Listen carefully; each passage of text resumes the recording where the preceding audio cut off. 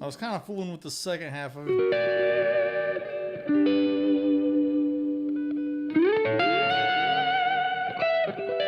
Yeah, I don't really have it where I like it.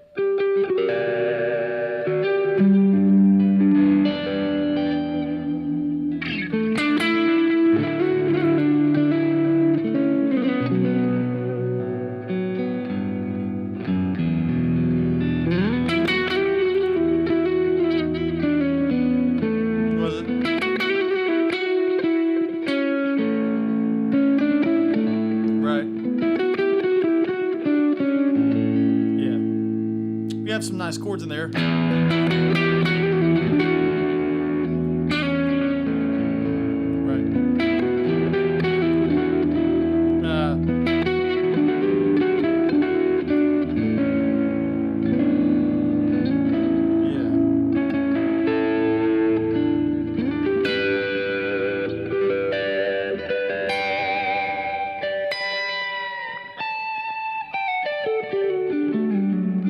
I think I'm going to try to work it up at some point and like make it a thing instead of just, you know, kind of always messing around with it.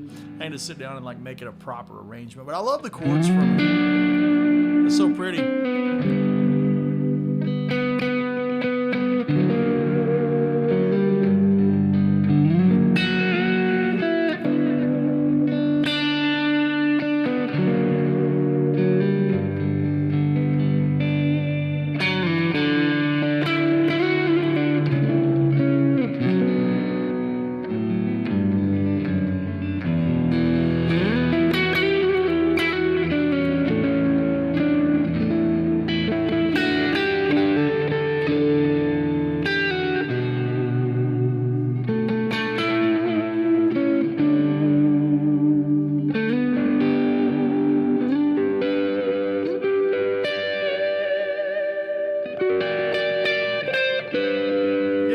Let's play one that we know. And then we will open up a god-awful can of worms. I hope we have good audio here. Yeah. Here we go. I played this on Clinic Tour last week. It was fun. Let's see if we can do it okay here.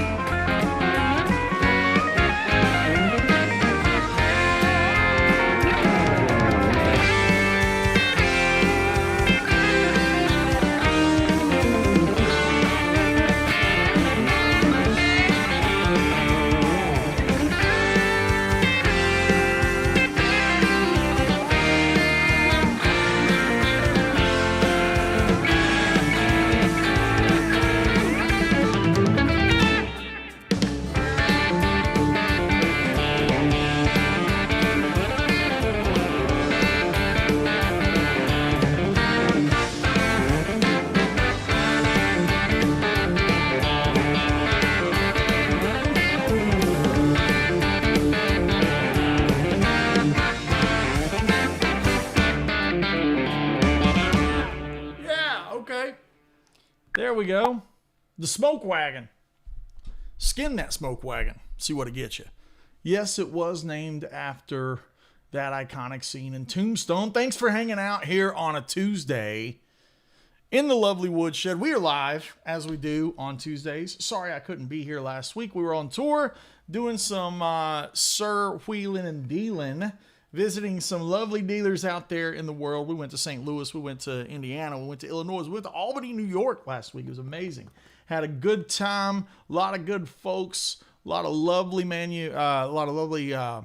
afternoons. I was about to say afternoons. Some lovely afternoons here with some great dealers. Really, just some good stuff. Shout out to Eddie's out there in St. Louis. Had a great time. Sweetwater. All my friends and Makers. That was in Illinois. Yeah, we had a great time. Wonderful, wonderful time. Okay. Look. Listen to me. It's going to be a hot take. Oh, where do you get in? Since I was gone last week, the brand value conversation came up. We might go a little long today. We might not. I don't know. First things first, this is not a versus scenario. I have multiple guitars from multiple manufacturers. It is obvious that I have a Sir signature line. Yes, we do have a working business relationship. Shocker. I've only been working in that company for 17 years. So I do have some nepotism, guys. Listen, I do. I designed this thing. I'm partial to it. I designed this. This whole idea was my idea. John, I like the modern. I like the telly. Cram them together. He said no. I said yes. He said no. I said yes. Finally, he made it. Right? Okay.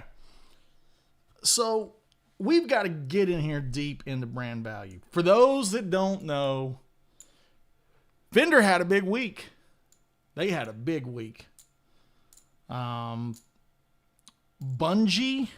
and Destiny, the video game company Bungie that made Halo.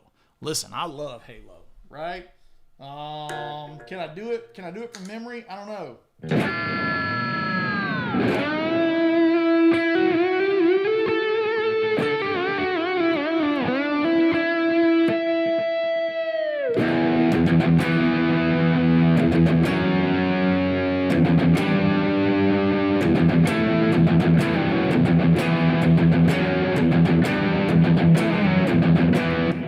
I love Halo. I love Bungie. This company, I grew up with this company. This company made some of the most important aspects of my friendships in life. Bungie had a big week. And yesterday, my beloved Ferrari, the company that defines everything that goes right when you make a sports car. Listen, the GTOs, the F40, the Enzo, the SP3, the 812 Competizione, the 458 Speciale, the 488 Pista, the 430 Scuderia, 360 Challenge Stradale, some of the greatest automobiles in the history of mankind came out of Italy. And yesterday, Jesus, I don't know what happened when we reached out to the guys that made the iPhone. Look at that camera. It looks like what's in the interior of that new Luce.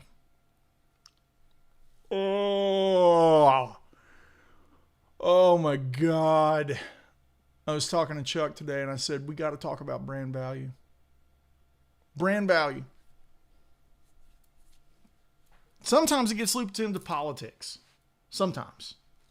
Whether you're pro, against, woke, anti-woke, who cares, right?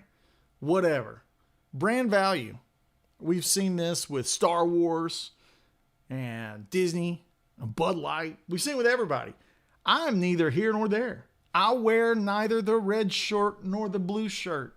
I could care less. I want you to feel like when you come to my community, you have a place. If you're extreme left, you've got a place. If you're extreme right, you've got a place. This is the Woodshed, baby. We like guitars here. You know, if you like guitars and you're not an a-hole, this is a home for you. The only thing that prevents you from being welcome here is being an a-hole. But brand value is real. Market perception is real. What in God's name was Fender thinking? What were they thinking? Even if you win, and John Suhr has to never again make a Strat. PRS has to never again make the Strat. Oh my God. Schecter, the Nick Johnston models have to go away. What if they win? Nobody's talking about that angle. Everybody's talking about how they don't have a chance. They tried to do this in 2009. The litigation goes back to here. There was never a patent on it or a trademark or whatever on the body, yada, yada, yada. Everybody is talking about that. Everybody's talking about the they don't have a chance to win. Right? But what if they do? What if Fender wins? The reality is, in my opinion, they've already lost. You've already lost. Even if you make everybody to tomorrow stop making Strats. And then you come after guys like me who play telly-shaped guitars. Like maybe come after me next. That's cool. But you've already lost. You've lost because the general public and the market out there sees you as evil. They see you as the bad guy. Instead of building a tall tower that's beautiful, you are trying to tear down everybody else's towers in the city. You understand what I mean by that analogy, that metaphor? But people should focus on building their own tower as tall as they can, instead of trying to have the tallest tower in the city by knocking all over all the other towers. Brand value is so real. Perception. The perception of your brand is real. Now, let me talk about some things. My first guitar was a Fender. My first one. It's hanging right there. It's a gunmetal blue Telecaster. That guitar changed my life. The Telecaster changed my life. Leo Fender and his legacy changed my life. I have friends at Fender. I work tightly with EVH every time we do Shiprock. I love those guys. I love the guys at Fender that are working on the guitars. I needed a baritone to do Shoot the Sundown, and they were so good to me. They sent me a surf green telly baritone. Amazing. But those people are caught in the crossfire. Those folks that work at Fender, that are under the C-suite, they're the ones caught in the crossfire. They're the ones who are having to pay the tab when the tab comes due because of whoever baloney-brained idiot that runs the C-suite. And listen to me. If Fender sees this video and they say, that Andy Wood guy, we will never work with him again. He is a nightmare. He hates us, blah, blah, blah. Hey, that's not true. I don't hate you, but that's your call. If you can't work with me again because of the truth that I'm about to tell you, then as Jack Nicholson says, you can't handle the truth. You've got some baloney-brained morons working in that C-suite. And here's the problem. Is it a C-suite that's surrounded by yes men, where they're so afraid to stand up and go, you know what, this really isn't a great idea? Even if Fender wins, they have lost. I'll bet you this. I have nothing to base it on. I have no way to win this bet because I can't supply fact and proof of the validity. But I bet you we're going to see Strat sales go up with every other company except Fender in the next 3 quarters. From now till Christmas, Strat sales, the classic at Suhr, whatever the hell Tom Anderson calls his Strat, the Tylers, the Schecters, the Nick Johnston Schecters, the PRS Silver Sky, I bet you Fender has sold more guitars for their competition than they have by attempting to do this foolishness. When you have lost Tim Pierce, who is the nicest guy in the industry, if we're all the Avengers, Tim Pierce is Captain America. He is the sweetest, kindest, most genuine dude in the game. In the game. And when you have lost him, you've lost it. When he comes on a video and says, you know what, I'll just buy my next fenders. I don't need to work with you. This is, brother, the damage is, I mean, is it irreparable? Like, are we at a point where it's irreparable? Have we crossed that threshold? What are the dealers saying? You know, I was out all week long, and I had to make light of it. This is the first time I could be real public with the world, because I haven't had a chance to make a video on this or live stream like we're doing right now. And of course, everybody's already thrown their opinions out. Nobody needs my opinion. Nobody, you know, but I'm gonna give it to you anyways. If you're hanging out with me, that's what we do here. So the reality is, I was out and I was seeing Strats on the wall. I was seeing Tellys hanging up. Nice guitars, you know. Are they just going to hang there? You know, is that what's going on? This is, you know, we got people saying doubt it's irreparable. I don't know if I agree. I think the only thing that will keep Fender selling is the legacy before this mess. The legacy before this. The only way you repair it is if our boy Bud comes out tomorrow and tries to fix it. But man, I mean, I looked the dude up. Bud Cole, I think is his name. Bud, I don't know if you walked into the house on fire and all of this legal litigation, cease and desist foolishness was already rolling. I don't know if you walked into that. I don't know if you walked in and you said, you know what, I'm going to flex real hard. I'm the new CEO. Check out my guns, right? Check out these 24-inch pythons, right? And I'm going to corporate flex on everybody. I'm going to drop the Macho Man Randy Savage elbow on every other manufacturer. Brother, that was the wrong call. How did you not have anybody tell you you are effing up? You are messing up. And Fender's got the legacy, but are they just going to sell old guitars? I mean, I would be much more interested in buying an old Fender than the current situation. It costs so much to get a guitar from Fender to play as good as a Tom Anderson or a Sir or a Tyler. You're going to drop $4,000, you know, and get one. Let me just ask you guys this: you're going to drop $4,000 in the big 2026 with Fender, and you think you're going to get a guitar that can hang with a Anderson or a Sir or a Music Man? Like, are we coming for Music Man next because of the Lukather? Like, is that a Strat? I don't know. Like, you tell me. I mean, it's Strat-esque, right? What's a Strat at this point? And it blows my mind that people fall in love with their own ego and their own pride to the point that they can't go, you know, what does the general public want? General public begged Fender for decades to make stainless steel frets. They're just now getting to that in the past, 8 years, 6 years? That's not the fault of the builders. That's not the fault of the craftsmen. That's not the fault of the people that pour their time and their blood, sweat, and tears and their work week into these guitars. It's not their fault. The quality of materials, that's not the fault of the builder. It's not the fault of the craftsman. That's the fault of Fender, wanting to mass produce the mass produced to the mass produced, which I get it. Make your bag of money. I got no dog in that, you know. Offer a Indochina guitar. Offer a Mexican guitar. I would love it if we at Sir could come up with a version of this for $14.99. I would love that. I would love that. So the 20-year-old version of me could buy one. But you know what? It takes time and quality and materials to do this guitar. It takes it. So this guitar comes in ringing around $3,500, $3,600. You know, that's the way it goes. I get that these things are real, and I get that we're chasing quality. You know, on one side of the coin, we're chasing shareholders' opinions on the other. But let me go into this. you only get that money from those sales if you can sell the thing, right?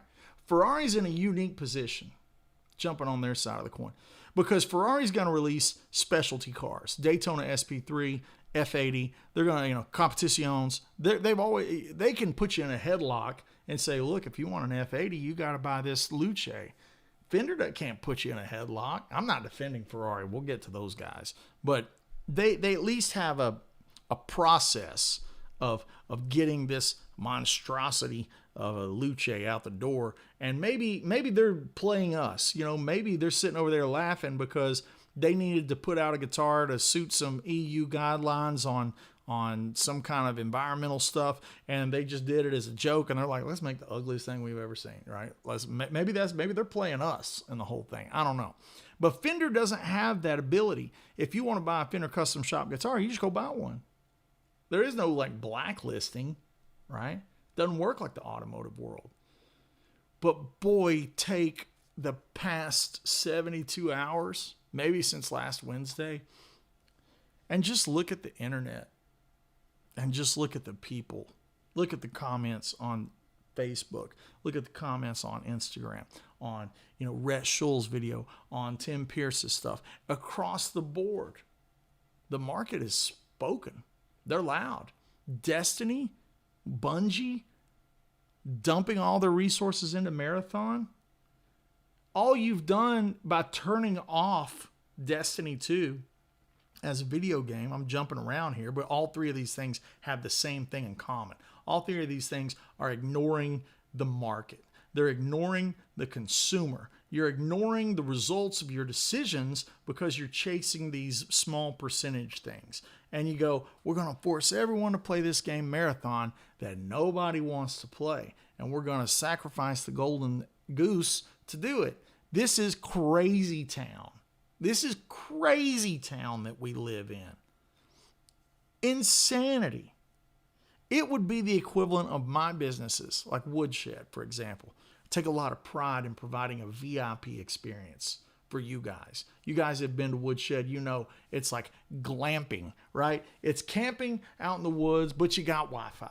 You know what I mean? Whatever you want to call that. It's a VIP experience where you can spend your day with Greg Koch, Eric Gales, Steve Morse, Robin Ford, whoever our guests are that year, and there's no barriers on the hang.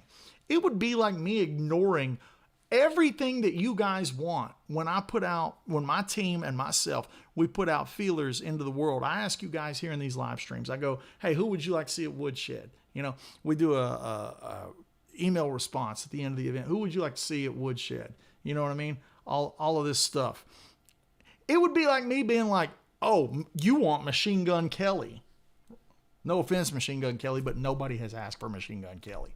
That would be the equivalent of me getting him to come to Woodshed. It's so tone deaf, right? It's completely tone deaf. And you go, what did you get out of this? In the next, at least the foreseeable future, Fender has tarnished and damaged their brand. Look at Gibson. It's taken them 20 years to dig out of that mess that they did in the early 2000s. Gibson is just now getting back into the game, like really getting back and making great guitars. Like I got these are two new Gibsons. That's a Murphy Lab and then the Super Shredder with the Floyd on it. Those guitars are fantastic. Now, they had the early 2000s lawsuit with PRS, robot tuners, changing the formula on the Les Paul, shortening the tenon, making it hollow and chambered and doing all these things and being completely tone deaf to the market. It has taken them CEO replacement. They've had to go in and build these like lifestyle approach with the Gibson Garage. You got one in Nashville, you got one in London. Gibson has sunk millions into repairing the damage that was done over the course of 4 years. We'll call it seven years. Taking them 2 decades easy to dig out of that.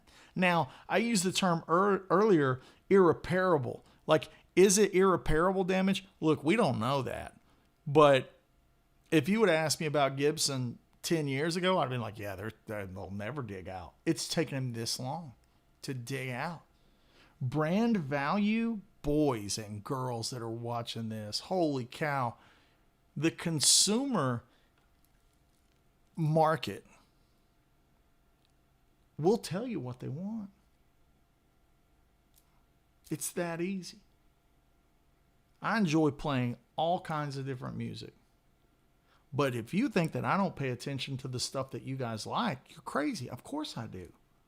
Shoot the Sundown was a big success for me. Free Range Chicken was a big success. I was like, okay, I kind of get, Junktown was the album that resonated with the guitar world. And that led to Charisma. Like, of course, these things are real.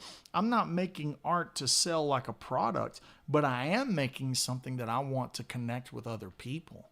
I want people to feel something. I want people to come to Woodshed and feel something, have an experience that you can't have anywhere else in the world.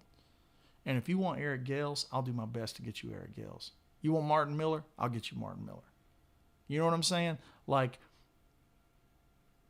Fender is so obsessed with stopping the competition that they can't go, you know what we should do? We should just make some Strats, brother. Make some just undeniable Strats. Own the legacy. Own it. If Fender outstratted everybody else, nobody else would even have a point to making one. Where's the innovation?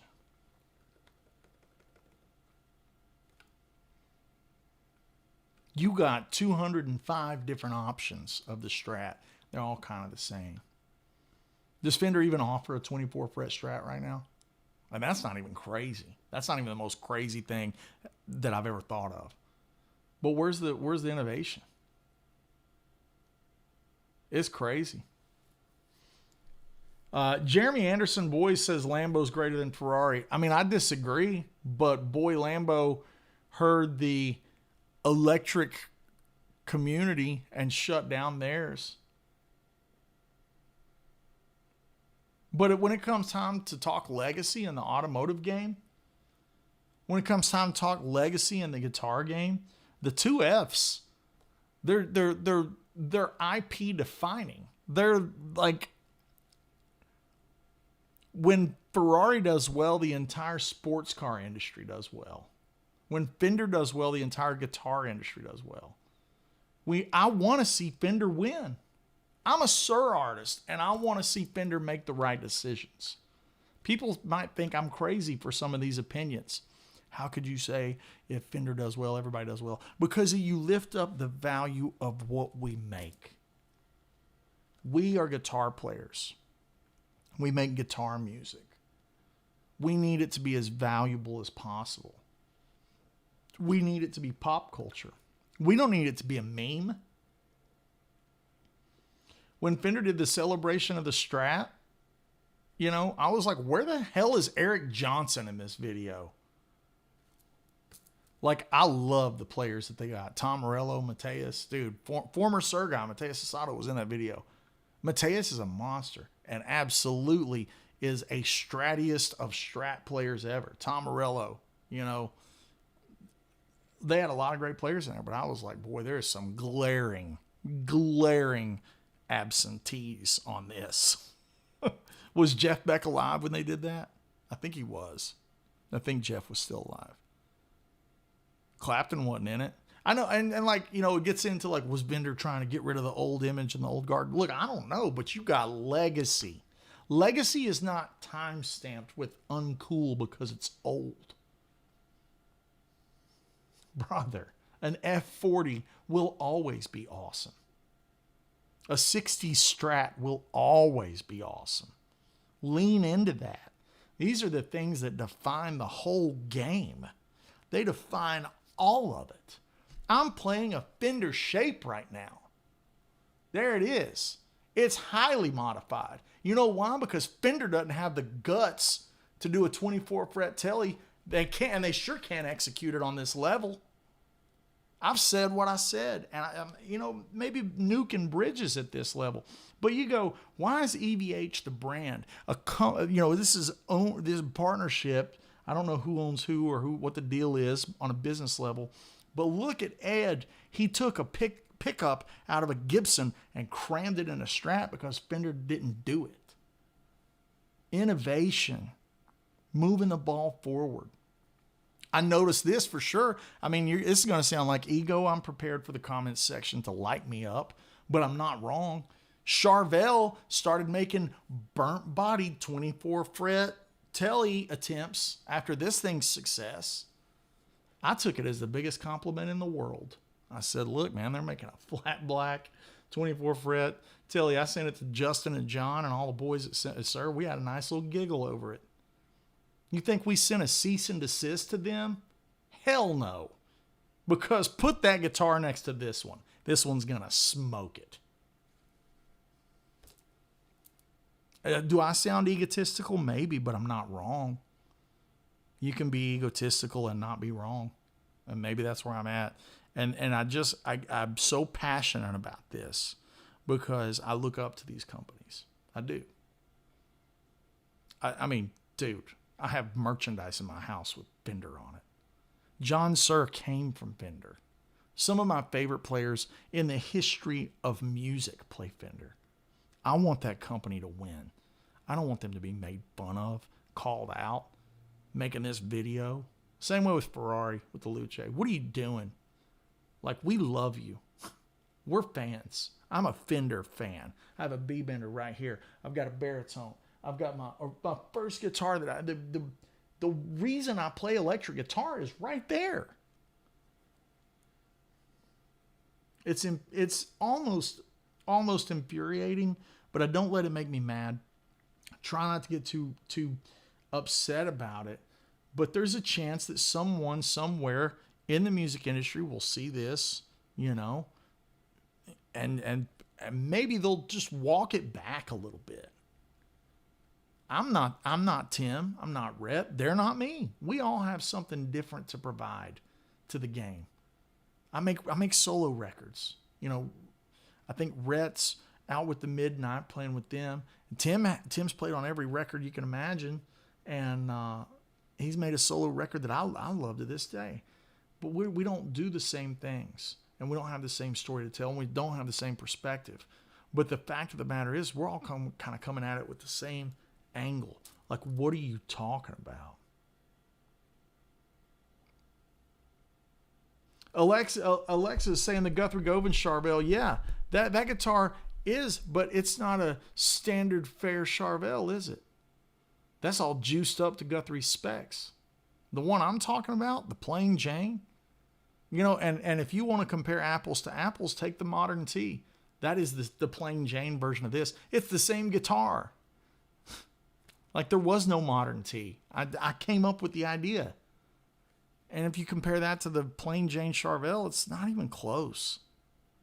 And you go, why? Oh, you need another price point. Cool. Let it be. That's cool. We're not going to sue them over it. We're not going to send a cease and desist to them over that. It's childish. You know what we're going to do? Build a guitar with better fretwork. That's what Anderson's going to do. You want a Strat? Can't get an Anderson. I don't even have to sit here and talk about Suhr. We can just take them aside. You want a Strat? Get a Silver Sky. That Silver Sky is incredible. It's incredible. It's an incredible guitar.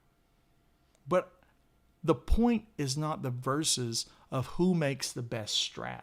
The point is not the verses of who makes the best version of this. The point is competition drives the market, and the consumer wins if everybody is competing for market share. The consumer wins. This is why I believe in capitalism. You guys are consumers. I'm a consumer. I still walk through Guitar Center, kind of looking around. Is there anything in here I need? I'll buy something. I go to these clinics. You think I'm not shopping? I tried to buy a 1969 Plexi Saturday night. Friday night. I was up in Albany. They have a red full stack 69 Plexi. It looks like a time machine. It looked like it's never been touched. I said, how much do you want for it? They're like, it's not for sale. I said, just for fun, what's the number? It's not for sale. I mean, if I had a blank check, it's not for sale. And they start laughing. They said, you're the third person trying to buy it off of us. I said, who are the other two? And they said, Eric Johnson tried to buy it and Bonamassa tried to buy it. I was like, well, at least I'm in good company. You know what I mean? Like, I still love to go shopping. I'm a consumer. I need Universal to make the best theme park in the world, so Disney will have to answer. I need Lamborghini to put Ferrari in check, so Ferrari will answer. And so Porsche will do something. So McLaren will do something. We need James Tyler guitars to live beyond James Tyler and succeed. I mean, James has passed us, but we need that company to do well. We need Music Man to do great because iron sharpens iron. And when you think otherwise, you're a little wimp. That's my opinion. Nobody has to agree with me. But when I see that kind of just spineless behavior, sending a cease and desist to a company in Southern California or in Maryland or in, wherever, to send a cease and desist to a company over a body shape tells me that you're so insecure you can't stand it. To think that John Mayer's going out there every night playing a Strat and he left you, boy, it just makes you insecure, doesn't it? Why don't you make a better guitar? Why did he leave? Why don't you take inventory of why he left? I know he didn't need the money. It's not a money thing. John Mayer don't need the money. That'd be the dumbest thing I could ever think of. John being greedy. Like, that dude doesn't need the money. Making more money just sitting around doing nothing than I guarantee you Fender's going to make in the next quarter. They've lost the plot. And that's where it is with Ferrari too. It's just like, man, what are you doing? What are we doing? All right, let's hit some questions. That's my spiel. That's my spending too much time, but sometimes you got to get it all out. And that's my vent session. And I'm going on record for saying, Fender, I am pulling for you. And the reason I got to yell at you is because I love you. I don't want to see you act like a bunch of idiots. Do better. Make better stuff. Don't worry about what James Tyler's doing. Don't worry about what Paul Smith's doing. Make a great Strat. Make a great Indonesian Strat. Make a great Mexican Strat. Make a great $800 Strat. You have the ability, Fender, to outproduce a better quality guitar than these companies that have to charge what they charge because they're smaller companies. Why don't you just beat them? As Tom Brady says, if you don't like it, stop it. The insecurity of it all is mind-blowing. And I go like this. I say all this because I love you, out of respect, out of admiration. The greatest guitar solos that I've ever heard were played on Fenders.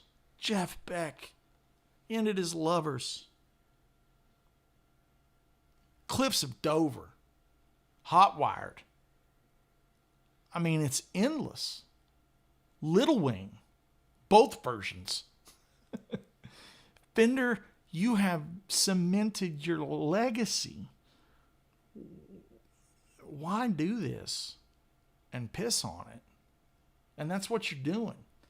Because now you're telling people that you got to send a cease and desist to Schecter or Music Man or Sir or whatever, whoever you're sending them to. It's crazy. You look afraid. You don't look like Fender. You look scared. And I think that's pathetic. Go make good stuff. You got the talent.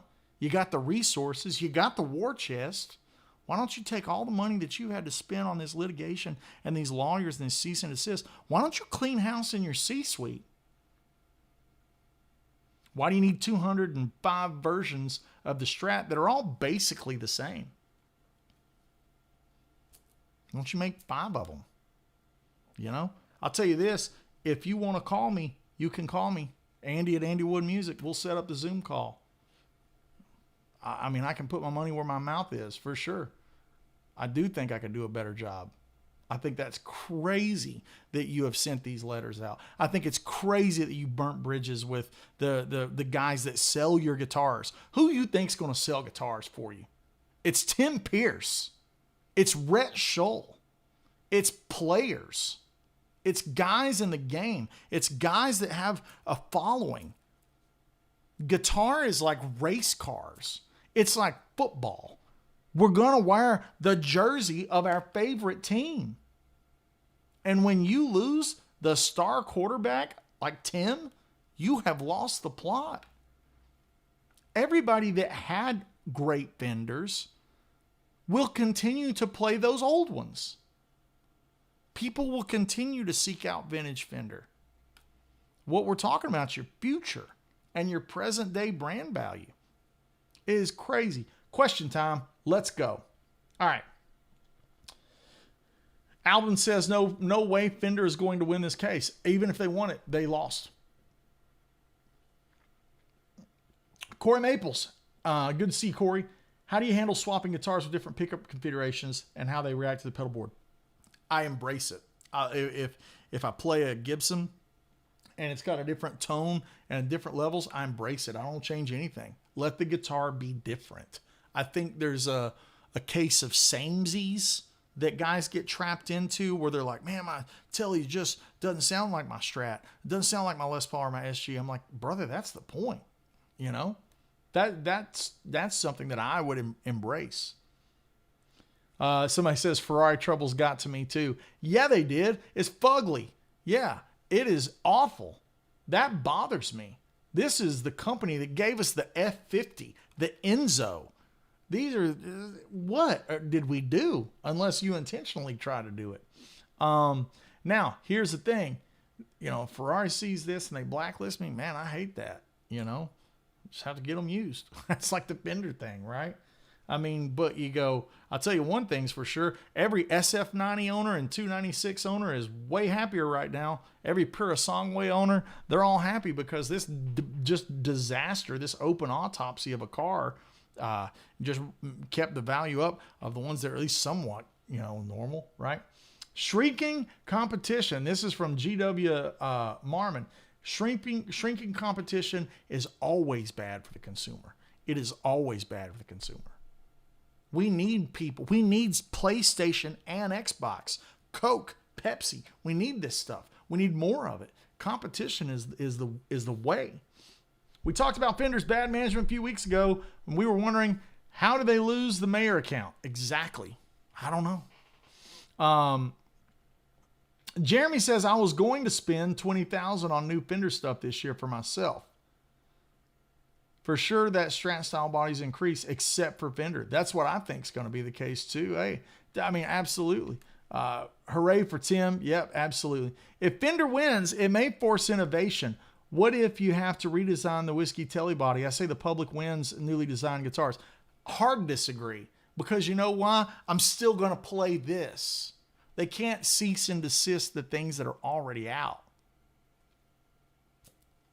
You know what I mean by that? You can't turn off you can't just put it all back in the tube. You can't put the toothpaste back in the tube. They're all already out there. You know? If Fender wins, it may force innovation. What if you have to redesign the Whiskey Telly body? I mean, I keep going back to this. It's just, there's no winning that. The guitars are already out. I've got 8 or 10 of my own guitar. That's more than enough for the rest of my life. So be it. Yeah, smash the like button if you feel the same. You know, and if you disagree with me, cool. I'm never gonna shut you down, tell you that you know, we're gonna disagree.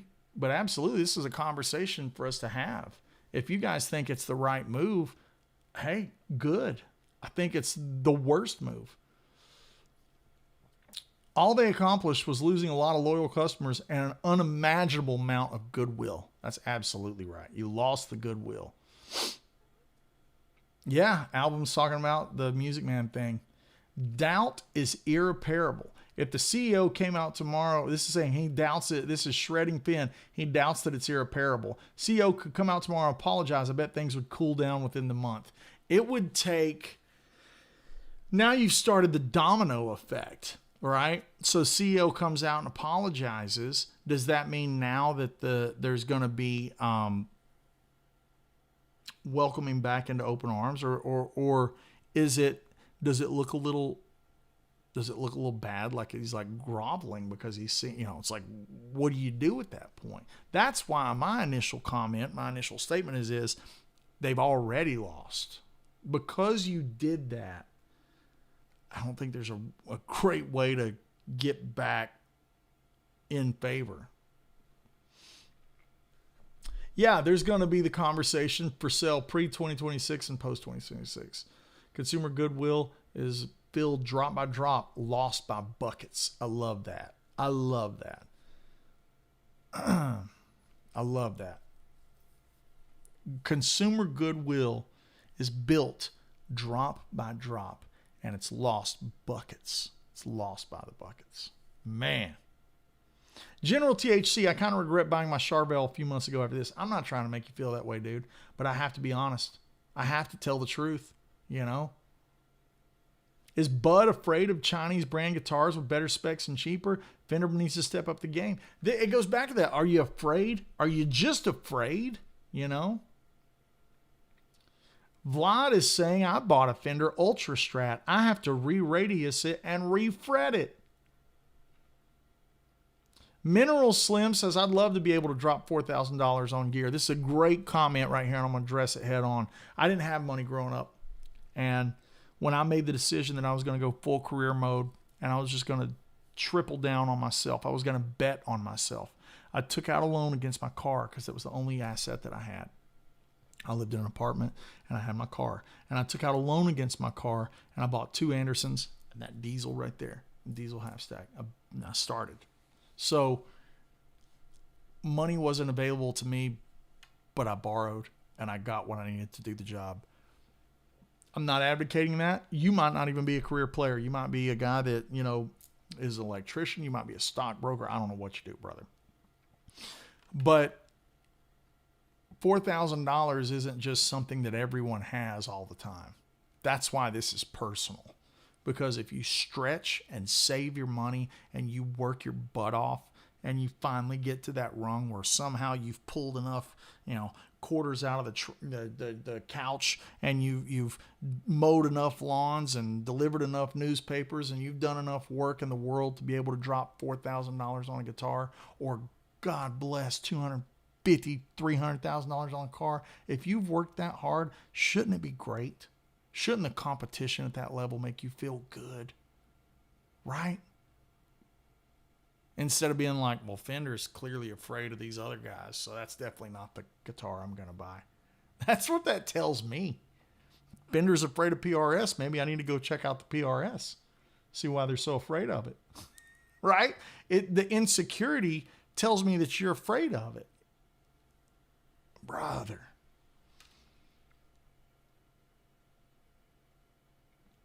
This is Jeremy. Pardon me for saying, with no offense intended to women, this move by Fender is bitch. What a quote.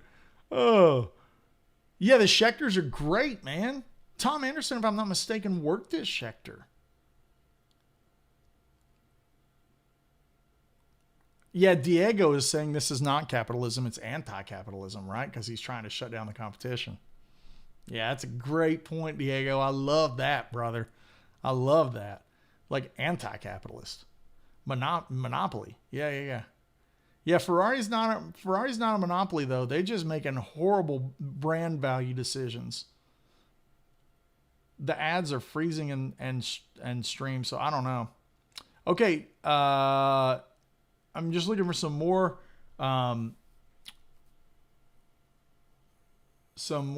quotes and comments. Daniel Klein's in the house. He's casually dropping a an advertisement. But Daniel, I'm gonna back you up. Daniel's doing his best to do his thing. Daniel owns Port City, and he asked me if I would like to partake in the amp build class, which we're gonna do right here in Knoxville, Tennessee, and it's the weekend of June 9th. There's limited spots. If you use AWood10, you get a discount code. And what that allows you to do is come in, be a part of a small group, and we're going to take 2 days. We're going to all build our own amplifier. So we're going to build a Fender Champ style amp. Again, I'm a fan of Fender. I'm a fan. I don't want to see them make bad decisions on the company's behalf. So, yeah. But, yeah, there we go. Daniel, Port City, build an amp with me, June 9th weekend. It's coming up. Sign up, use AWood10 to get a discount, and we will have a great time. Vlad Zubak says, I wish I could afford to come to the Woodshed experience. I understand that. I understand it's a price point that is hard to achieve again. But what I want to say, much like I'm trying to walk the walk, right? Not just talk the talk. With that price point, everything's included. When you come to Woodshed, you get there on Thursday, you leave Sunday. And for those 4 days, your food, your lodging, your alcohol, your concerts, your lessons, you're entered in the giveaways, everything is included. Everything top to bottom. And we have a payment plan set up so you can pay a piece at a time, as long as it's paid up before the event. So go to Woodshed Guitar Experience. Line up this year: Greg Koch, Eric Gales, Justin Derrico, Martin Miller, and one of my childhood heroes, John Jorgensen from the Helicasters. We've got a sick lineup. It's going to be amazing this year. So that's Woodshed Guitar Experience. We want to make it worth your while. We want, we do the math, and if you bought everything a la carte, Woodshed, to get what you get at Woodshed will cost you about $7,500, and we're doing it for a fraction of that. So that's woodshedguitarexperience.com, August 27th weekend. And yeah, again, like, you guys are the market. I'm trying to over deliver and give you more for your money than you could get in any other form or facet, because I feel like that's how you do good business. That's how you create brand trust. And if you ask anybody that's been to Woodshed, they'll tell you that it was a life-changing event. That's a fact, man. I work hard to make that a fact. When I look up on stage and I see guys playing a Vince Gill song with Brent Mason, like guys that come, man, it makes me so happy. When I see Paul Gilbert jamming with people, it makes me so happy, right? Guys are getting these once-in-a-lifetime experiences, and I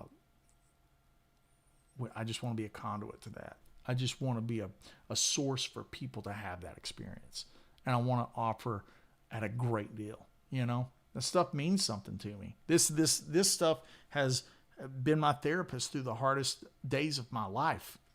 This thing right here, these things, this stuff, this music thing has been so important to me. And I just want to be able to give it back and share it and let people have an experience for 4 days that I've been blessed enough with to get to experience, and just see how cool it is on that side of the table. I just want to be like, man, here, for 4 days, you can come and be a part of this machine and eat breakfast with Greg Koch and the Koch Marshall Trio, and then you can take lessons from them, and then you get a concert from them, and then you get to jam with them, right? It's like those kind of moments are just spectacular for me, just to get to witness that stuff in person, right? So here we go. That's my spiel on that, and we try to do it to where you guys can, financially justify it, right? Okay. Let's roll through here.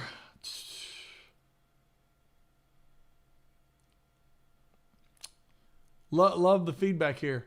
Fender couldn't afford Clapton or Beck. I think a lot of those guys don't want to deal with their BS. Greg Koch has talked about it, brother. Yeah, Darren Clark says Fender's made one 24-fret Strat for Ray, a J-pop star, because he asked him for a 24. Where is that guitar? Why is that not available? Yeah, if you can't beat them, sue them until you're the only one in town. It's crazy. What a crazy take. What a crazy take. Just people I don't know. Here we go. 2026 seems like the year of bad suicides. I've noticed in many industries, respect is earned, not coerced. Yeah. You'll never sell your product by bad-mouthing others. Promote your product and make it the best so we all want one. Exactly. Exactly right. And if somebody wants to step in the ring and go head-to-head with you, welcome that. I hope the guys at Charvel that make those tellies see this stream and they go, you know what that little punk said? Well, I'm going to show him. I'm going to build the better guitar. Do it. Build the better guitar. We will both win. You know what I mean? Like, competition, you got to have the Red Sox and the Yankees. You know? You got to have Ford versus Ferrari. Right? It's the best when there's, competition. Kimi Antonelli versus Max Verstappen. right? Youngblood versus vet. Youngblood with Mercedes. Max with Red Bull. Like, that's what makes it good. I think that's the problem that happened, within the Disney household. They started buying up all these IPs. They started buying up Marvel and Star Wars, and they just started gutting them, have a little bit of hot success and then just gut it because you don't have any competition. Like, what are we talking about?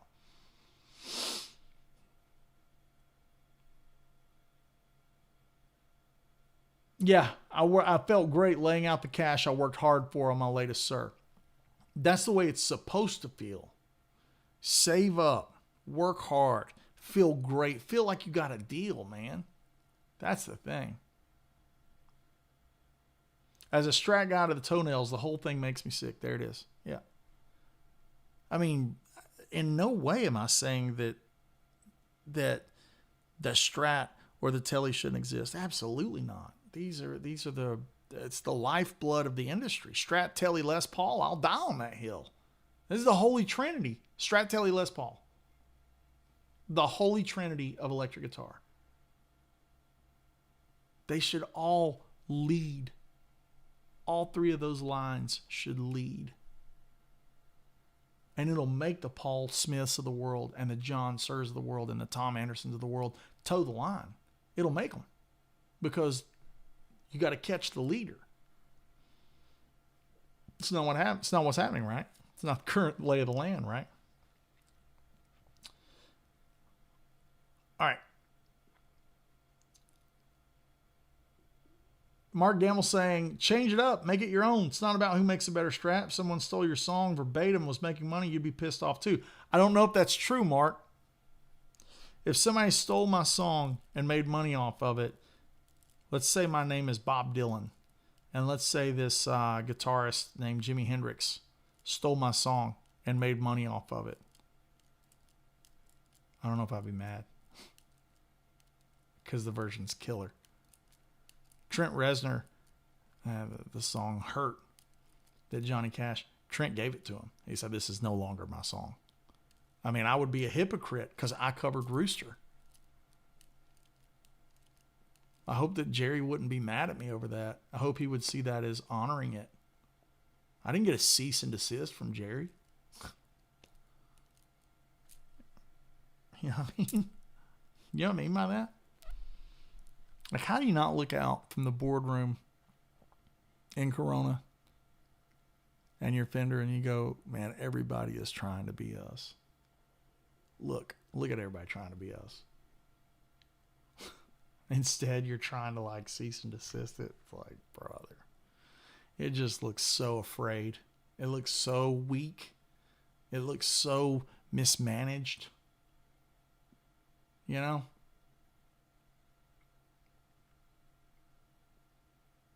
Album says, we all want to come to Woodshed but need to save up. The point is he wants to come. But imagine if you tried to stop the other camps. Exactly right. I want every camp out there. You know, the 800-pound gorilla in the event space is Dreamcatcher. They do all kinds of camps. I want them to do well. I'm pulling for you, Dreamcatcher. I need you to do well. Because if you do well, I do well. If you win and the demand for these events is up, we all win. Industry leaders need to win. Fender needs to win, to lead, to elevate the value of what we do. This sounds like extremism. Like I'm being an extremist when I say that, but I'm not. I really feel like I'm not. If you're building the best stuff and you're driving the value of guitar up, then man, everybody gets to eat. You're not taking somebody else's seat at the table. The table runs infinitely. You think there's a world where a guy only buys one brand? I mean, sure, there's a couple of dudes out there that are like that, a couple. Every Sir owner that I have personally met in my life has another brand of guitar. I've never met one guy who only owns Sir. See what I mean? Like, it needs to elevate the entire game.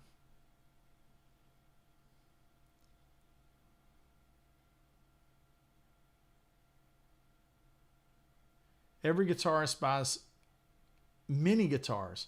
So this whole attitude makes no business sense. There it is right there, Rebecca. Just backing me up right there. Rebecca just nailed it. What do I think about the Murphy Lab guitars? Fantastic. That one over there is an absolute monster. Ripper guitar. Love them. It's a 1995 PV Wolfgang Pat pending. I know the name is a mouthful. Vendor's social media. I'm trying to figure out what that's in reference to. Sorry, I can't believe my dream guitar. Oh, yeah, dream guitar, yeah. We can all coexist. We can all make each other a better version of ourselves. It goes back to this, right? This simple philosophy that iron sharpens iron. And when you do great, you're making people around you do great. This is what I think being in a band environment is like. If I walk into the room and I'm the worst musician in the band, we're going to be fine. We're going to have a good night. You know what I mean? Could you imagine being the worst player on the 95 Bulls? Or the worst defensive lineman on the 85 Bears? If you're the worst in that, you're so far above everybody else. You know what I'm saying? That's the kind of world that, look, my musical environments, I work with a guy named Jim Riley a lot. I talked to Jim today. Jim is one of the most complete musicians I've ever known. The guy wrote the Hal Leonard book on the Nashville number system. Incredible drummer, tours with, you can see him with Rascal Flatts. I work with him with Gary. He played on my record. Another musician is Travis Toy that I work with, who might be the best living steel guitar player right now. Paul Franklin, heir apparent type of stuff. Mike Hicks, Ben Eller, Andy Campbell, Daniel Kimbrough, who I've known since college and is now playing bass for Eric Johnson. We all live by this ethos of do better, make better, be better today than you were yesterday, be better tomorrow, and we're all going to push the machine forward, right? No one's resting on their laurels. Everybody's working harder to be a little bit more proficient, to be a little bit more in the groove, for the tone to be just a little bit nicer, for the compositions to be a little bit better. We're all working to make the thing better because iron sharpens iron. And when you look at those photos of John Suhr and Tom Anderson holding each other's guitars, you notice that they have almost an identical headstock. Anybody ever notice that? Here, check this out. Let me show you something.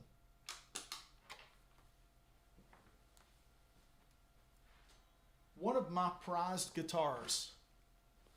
This is one of my prized guitars. This is the guitar I played in Down From Up.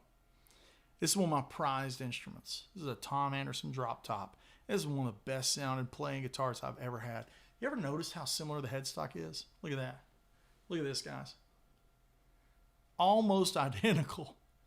You know why they never sued each other?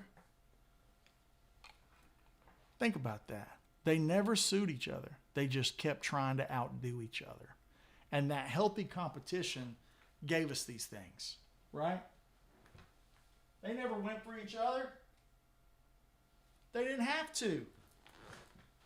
They're down the street from each other. You know what I mean? That's what it's supposed to be. You know what I mean?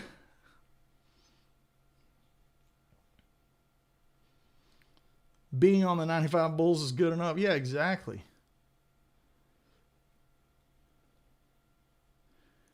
Vlad is saying, surrounding yourself with better brings evolution. If Fender saw others making better Strat style guitars, they should have evolved, not regressed. Kind of wild, right? I think we're all talking about this, and you know, innovation's a powerful thing. Like Ferrari, you know, they're trying to innovate with this EV, and you go, that's fine, but you don't listen to the market.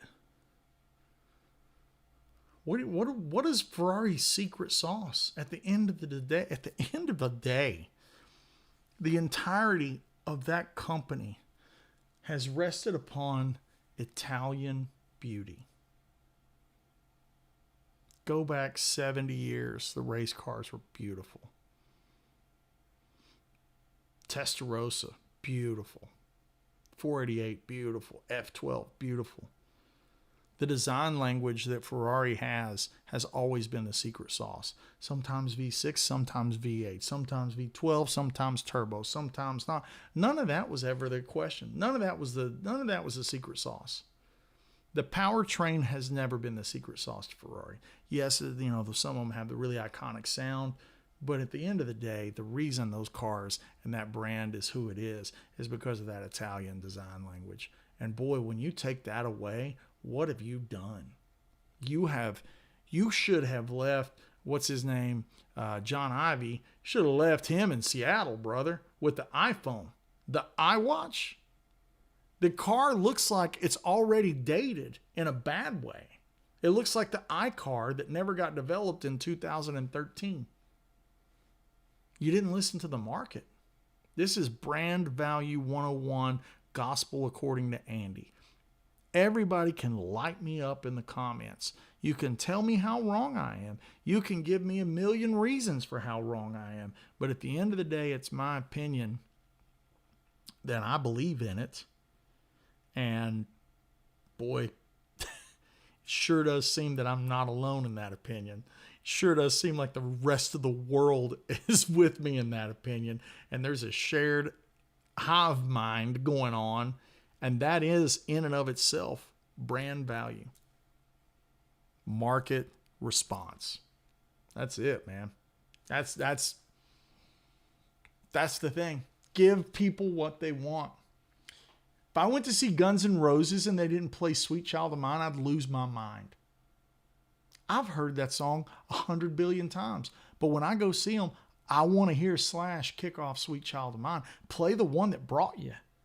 Dance with the girl that you came with. You know what I mean? You go see the Rolling Stones, they got to play Jumpin' Jack Flash. It doesn't matter how many times you've heard it. You think Eric Johnson's not going to play Cliffs of Dover? What are we talking about, brother? And that's not even the song that I'm excited to hear him play. But he's got to play it. That's you got to do it. You know what I mean? Got to really take care of the people that invested in you and built your brand. When did fan service become an ugly word? You know what I mean by that? Like, look at Rian Johnson's Star Wars movie, The Last Jedi. He just crapped all over fan service because he thought it was artsy and fan service was a negative term. Like, that's stupid. I value every single person that has ever bought a ticket, ever bought a guitar, ever came to Woodshed, ever bought a pedal, ever tuned into a live stream, or ever signed up for my Patreon. I value you guys so much. And if there's something you want that I do, I will do it. You want a breakdown of a certain song? I'll break down that song. I'll be happy to. You want my patch for FM9? I'll give it to you. $4. All I ask is that you take care of my time. And my time that I've invested to make the video and the patch, I think $4 is a fair trade. For $4, you can have my lead tone, right? I think that's just appreciating the people that enjoy what you do and respecting their time and respecting their money.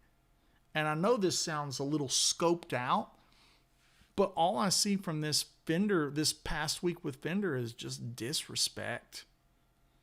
Disrespect to the competition, disrespect to the fans, disrespect to the people that work at the guitars. Let me tell you this is something I shouldn't tell, and I'm going to tell it right now. I walked in to Sweetwater, and there was 4 guys there standing there, and I was there with my man Don, who you guys know. Don goes, "Hey, Andy, this is so-and-so and so-and-so. They're with Fender," and I just looked up like this. And they immediately go, no, we're with the amp side. They were like Pilate washing their hands of it. They're like, no, we do the amps. We're not. It's almost like we're not with them. We don't know him. It was so funny. And I just started laughing because I got a pretty good sense of humor. And you go, boy, the level of disrespect where like the people that work for you are like, what is going on up there in the C-suite? What are we doing? It's like cooties. Yeah. So Kaboom is saying it's corporate rot and it's infested everything now. I'm gonna say sort of. Or let's say more specifically. Corporate rot is a bad term to me. Because when a corporation is ran correctly, it's amazing. And I have no problem with corporations running correctly. Ferrari in 2017 was firing on all cylinders. Incredible. Leading from the front. So when you say corporate rot, it's almost like I have to dial it in even farther and scope in even farther and go, bad management, bad leadership. It's not the corporation's fault. Corporation's probably built on really intelligent, hardworking individuals. It's bad leadership. Bungie and Destiny, bad leadership. Current vendor crisis, bad leadership. Ferrari, did nobody go, hey guys, this thing's kind of ugly? Like are we so afraid of it that we can't speak our mind? We're drinking our own Kool-Aid. You know what I mean? I think it's bad leadership. Again, it's like corporate isn't bad. Bad leadership is bad. You know?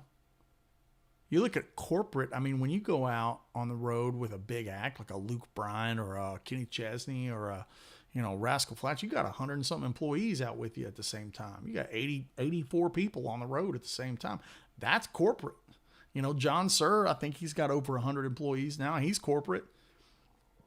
Paul Reed Smith, that's corporate. Lamborghini's corporate, I don't think corporate's bad. I think bad leadership is bad.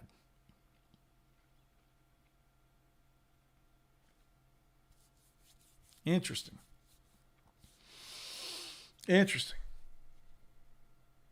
I want to hear you rip something on a Les Paul. Let's do it. This is exactly what we're talking about. You want me to play Les Paul? I'll play Les Paul.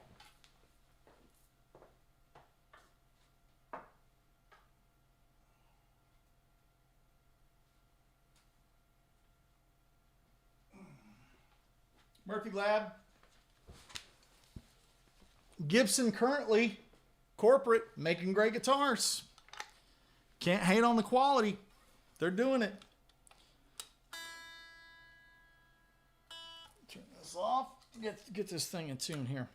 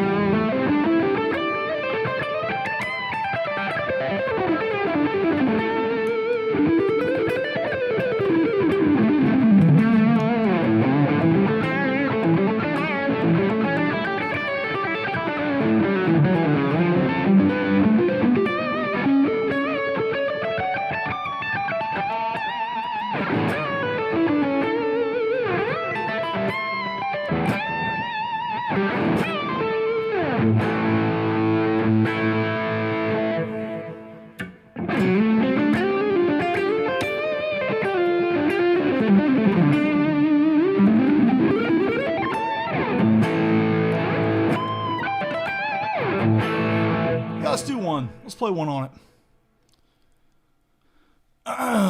What will be a good one to rip on this thing? Maybe this one. Let's just see what happens.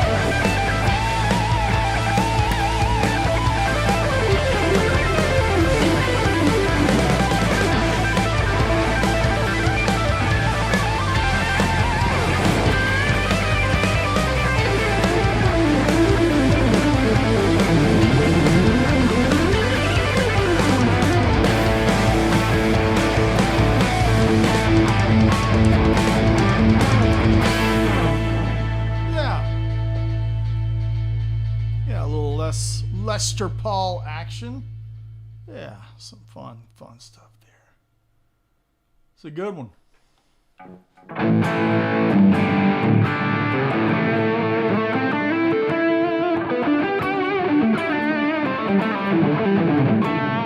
That's a great guitar.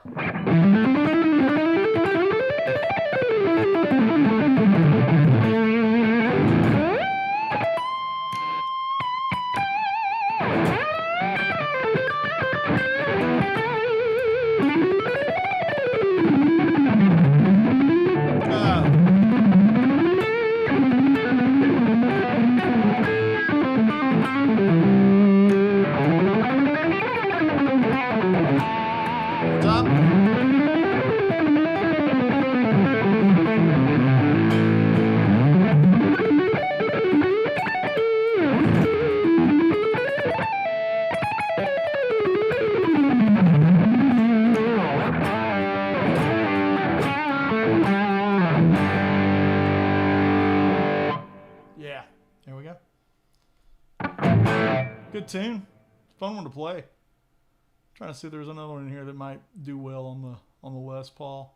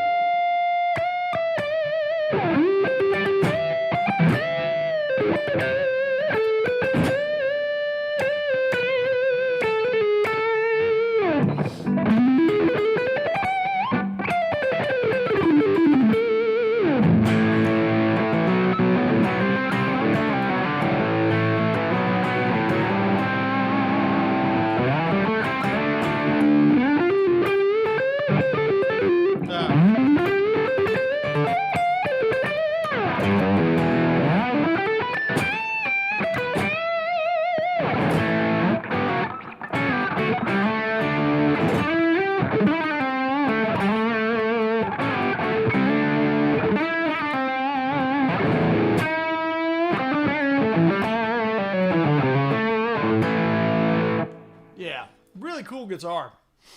I love that the top is it's not so exaggerated that it starts to look like a joke. Like in some lines it just kind of looks yellow, you know? And then you can kind of see a little bit of flame as it turns. This is a 58 Les Paul, not the 59. This has got the bit bigger neck on it, but it's still not like what I would consider too thick to like rip on. You can for sure get a speeding ticket on it. You know what I mean? All right, let's wrap it up here for today. Huge topic, a lot of ranting, a lot of raving. I'm sure there'll be people in the comments section that disagree. Good, whatever. Be disagreeing if you can. I'd love to see you back up your point. I think this is a lot of stuff that we're all kind of universally in agreement on, which is great. We need the powers that be to realize that you need to roll back some of this foolishness. So, Andy, have you experimented with playing your songs in different keys or written them in one key and then realized it sounds different in another? Yeah, for sure. Like it's you can take that melody of that and move it around.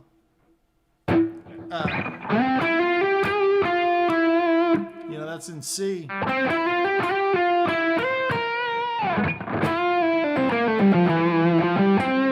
can play it in G. But it really needs to be an A. I just think a middle octave E note is what this song sounds like.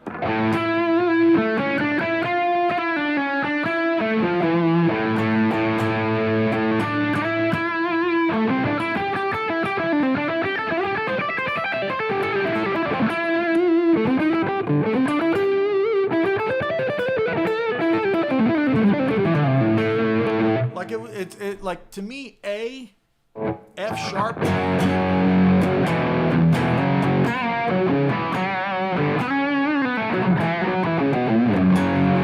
F sharp is a really great rock key.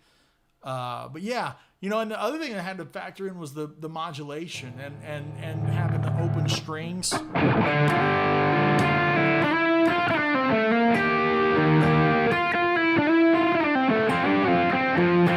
Because the song, the chorus is an F, and the verses are an A.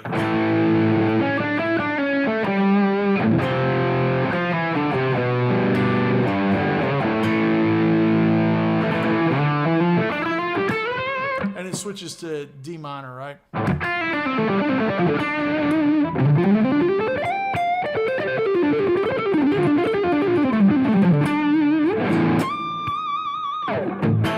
This is such a good guitar, man.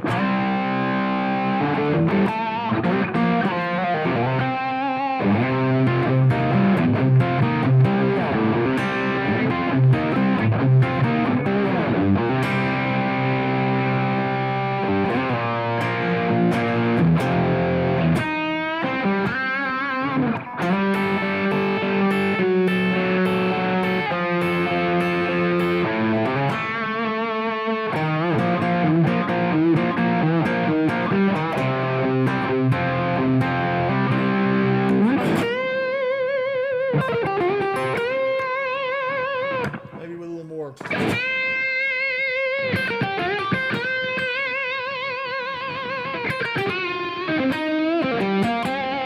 I think here's the thing too, is like you guys are talking about how I sound on the Les Paul. I think it's really important to note that I don't play a Les Paul like I play a Fender or the EVH guitars or anything. I kind of approach it different. I approach it like an old man. And that's what this guitar likes. It likes to be treated like an old man, you know?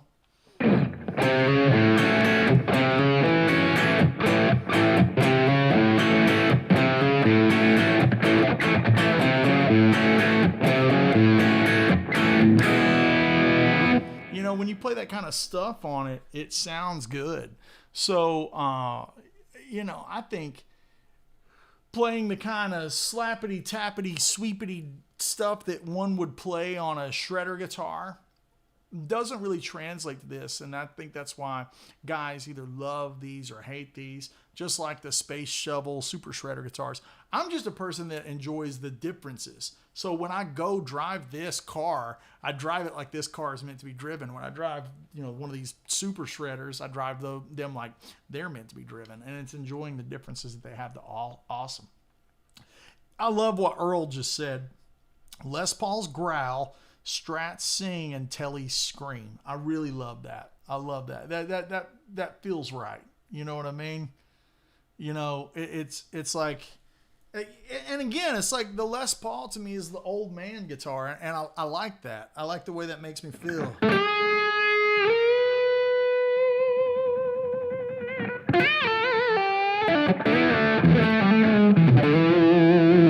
You know, just that.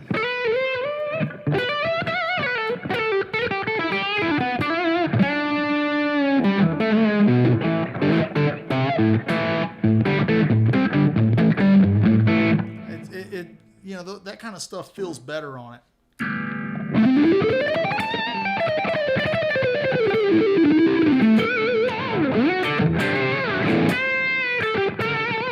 Like treating it the way, you know, stylistically we probably, you know, I would imagine if you're a keyboard player, you know, the stuff that really sounds great on a Whirly may not be the stuff that sounds good on a B3, may not be the stuff that sounds good on the synth patch.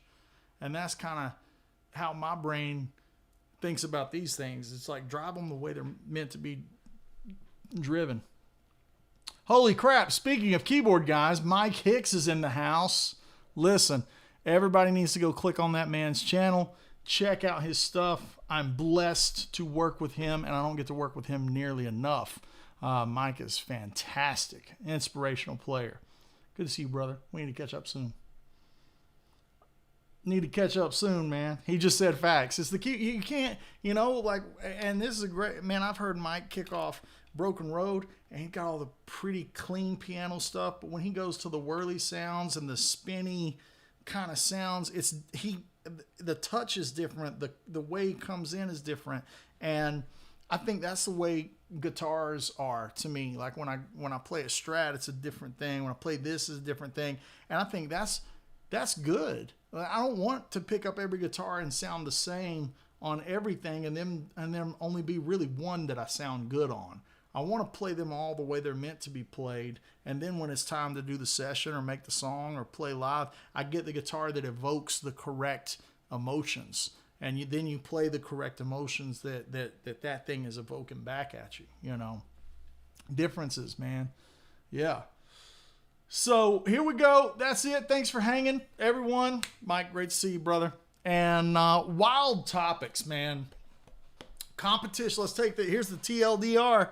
If you stayed this long, here's the takeaway. Competition is good. You need Ford and Chevy. You need Lamborghini, Ferrari. You need Coke and Pepsi. You need Universal and Disney. You need Fender and Gibson. I think also here's this next part of it. Don't try to make your thing better by squashing everybody else's thing down. Just go do you. You know, Fender, if you see this, the reason I am so passionate is because I love you. You are my childhood. I have clocked so many miles on a Fender guitar. Please don't do this to your legacy. You're better than this. Age gracefully. Be the leader. You know, Bud, if you see this, Bud Cole, if you see this, brother, you're coming into an iconic brand. Don't do this. Don't let them do this. If this isn't you, don't let them pull this. Don't let this happen to the legacy. You know, age gracefully, man. Like Prince. Prince aged gracefully. You know what I mean by that? Like Robert Plant. Robert Plant has aged gracefully. Johnny Cash aged gracefully. You know, don't pee on the legacy. You know, I think that's why the entire community, the entire guitar community, the entirety of the guitar industry is so passionate about what you're doing right now. I'm definitely talking to Fender. We're all passionate about this because we love you. Don't do this to the people you love. You know what I mean? So, that's it. That's my spiel. Love you guys. Housekeeping. If you want Axe-Fx patches, backing tracks, tabs, hoodies, t-shirts, all the stuff. If you just want to, you know, support the game, AndyWoodMusic.com also has my dates on it, tour dates and events. We have the Port City amp building class coming up June 9th. Build an amp right alongside me, and it's a Fender Champ style amp. And you get a 10 discount if you use AWood 10. That's at the Port City Build an Amp with Andy Wood event right here in East Tennessee. Going to be amazing. Going to be a good time. That's June 9th weekend. Woodshed Guitar Experience. Eric Gales, yes. Justin Derrico, yes. Greg Koch, yes. Martin Miller, yes. John Jorgensen, yes. August 27th weekend. That's going to be woodshedguitarexperience.com. Listen, if you just like the ranting and the raving and you just want to throw $5 in the old beer bucket, that's patreon.com/AndyWoodMusic. Now, also, we host the weekly live master classes over there. You get a 2-hour class a week, 2-hour class each week at patreon.com/AndyWoodMusic, as well as access to about 700 pre-recorded lesson videos. I might make a couple today. So, you know, I'm feeling creative, got the juices going, so I'm going to make some stuff for Patreon, and yeah, some really good stuff over there. Check it out. Yeah, you can even book a 30-minute session with me if you so are inclined. That can be everything from business advice on your music business and bands and careers and records and all that kind of stuff, all the way down to just a 30-minute lesson. That's all done. Patreon.com/AndyWoodMusic. Thank you for hanging out. I'm passionate today. This stuff matters to me. I love these companies. I hate to see bad leadership and mismanagement. You know, there's too many hard workers that are involved with these companies to let bad leadership guide them down the wrong path. So that's my thoughts. Love you. Thanks for hanging out. Be blessed. We'll see you soon.